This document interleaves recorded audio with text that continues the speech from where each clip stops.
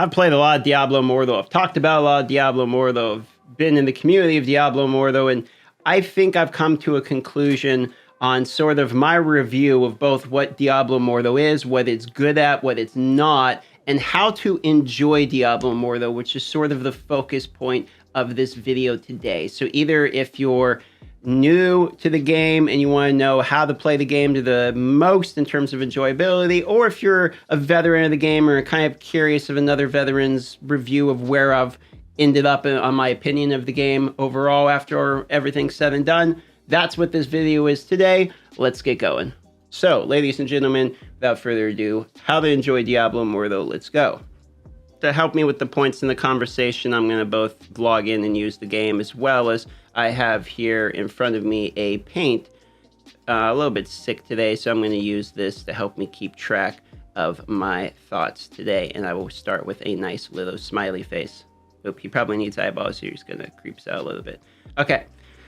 So how do we enjoy Diablo Immortal? First and foremost, I think there's one thing that's very important about the game to understand, which is even if it is on PC, it is not really something you're supposed to grind like 10, 12 hours a day. If you're the type of person that remembers the old days of like World of Warcraft and RuneScape and all these types of games where you would sit and you would grind these things all day long to try to become the best guy on the server, etc., you can do that. That is not the way the game is designed to be played. So, first thing to keep in mind is if you are, in fact, going to be doing the game, probably want to max out around 4 hours a day. I mean, and that's honestly on the high point. Now, I'm not saying, now I know some people are going to hear that and be like, whoa, I play 10 hours a day and I still love it. That's not what I'm saying. What I'm saying is for the average guy who's going to be playing the game, if you want to enjoy Diablo Immortal the best, it is best played as a casual sort of multiple hours a day, but not all day, every day type of game. I think honestly, this is pretty obvious because in the game, there's caps on stuff you can do every day, right? I mean, like there's a cap on normal gems, for instance. You can't just go grind them all day, no matter how much you want to. You can only get so many. There's only so many things you can buy in the Hills Trader every day, etc. Okay, and there's server Paragon level. I mean, it's built right into the game. It's time gated. So because of that, don't go into the game expecting this game to be something that you're going to be playing 10 hours, 12 hours every day. It's not the glory days of old MMOs. This is a mobile game that will give you that ARPG experience, but it's not your only game you're going to be playing. And that can be okay. I mean, that's okay for it to be that way. You know, sometimes it doesn't have to be like the only game, but that's how many hours you should think about it. Okay, so that's one way. Another thing, highly important, free to play. I say this and trust me when I say it. The game is best played without spending money on it. Like the resonance makes things easier and helps you in a bit in PvP. Okay, but it also gets you to the bottleneck just a little bit quicker. So everyone's going to have the same problem, and we're going to run into the same grind at the end of the day. The difference is how quickly you're doing it, and it doesn't really matter realistically. And if you're taking the game not as serious, then what you're doing is you're saying essentially, I'm not trying to compete. I'm just trying to actually get enjoyability out of beating challenges I set for myself within the game. And if that's the case, then buying your way through the challenges doesn't give you as much enjoyment literally anyway. So just don't bother spending money on the game. Play it a few hours a day and don't spend cash. Those are my first two tips. Tip number 3.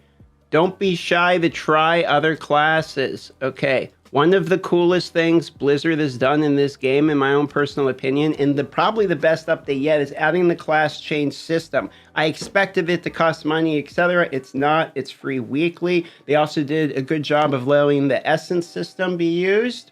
So you can save all your essences. For some reason, this is still a question I get in my comments. When you go from one class to another class to another class, all your essences are saved. So just go try them at any point.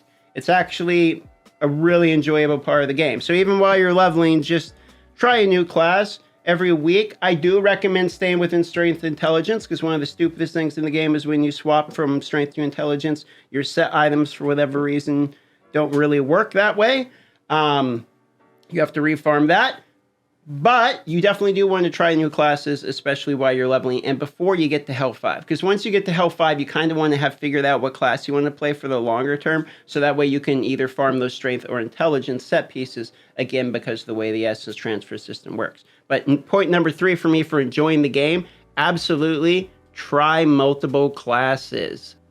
Next tip is get into, this is more for all MMO type games, but get into a clan, or at least find some friends that you have in real life or friends in the game that you enjoy playing the game with, even if it's just 1 or 2 other people. Having a couple other people to talk to about the game actually significantly makes the game more enjoyable. So while it's more of an obvious one, I think it's worth mentioning, definitely get some friends, okay? Play the game with some friends, because if you don't play the game with some friends, you're missing out on like doubling your fun, basically. Plus, there's literally some combos in the game that are obviously designed for people that are teaming up.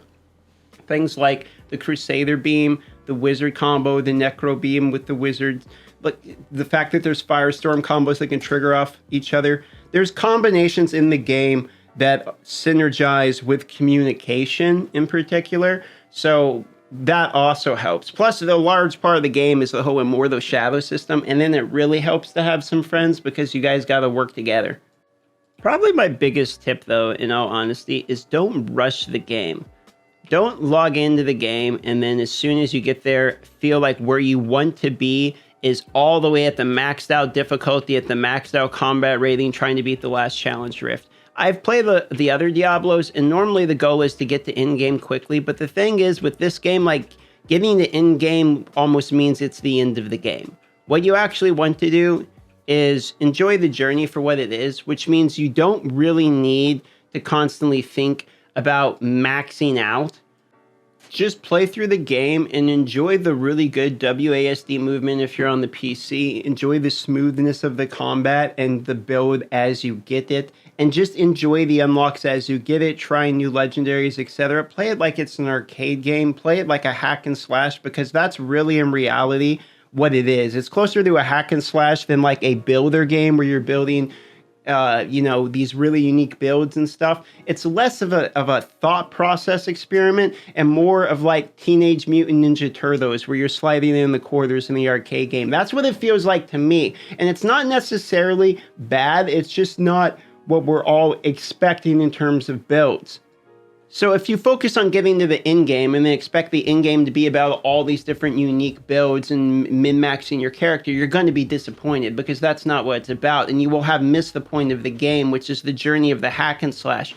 I know, I've missed portions of part of the game because I fell into the same thing, thinking it's going to be a bunch of builds, and then you go back and you look at the game for what it really is, which is a pretty smooth combat related type of experience, and that is really where you want to focus, trying to get the most enjoyability out of it, which is why I say the reasons I state in this video. Play it with friends like it's a couch co-op, play it for free, play it when you want to, not because you feel like you need to, and then that actually makes Diablo Immortal a pretty enjoyable game, which might actually fill the row of what Mike Ybarra, the CEO, said, which is a introduction to Diablo. It maybe in a way they kind of hit what they were trying to get. It's not maybe necessarily true 100% to the form of what we most think a Diablo game is, but if you look at it from a, like I say, like a Teenage Mutant Ninja Turtles hack and slash ARPG type of game, it's actually pretty smooth combat experience, and I think that's where you can get the most enjoyability out of.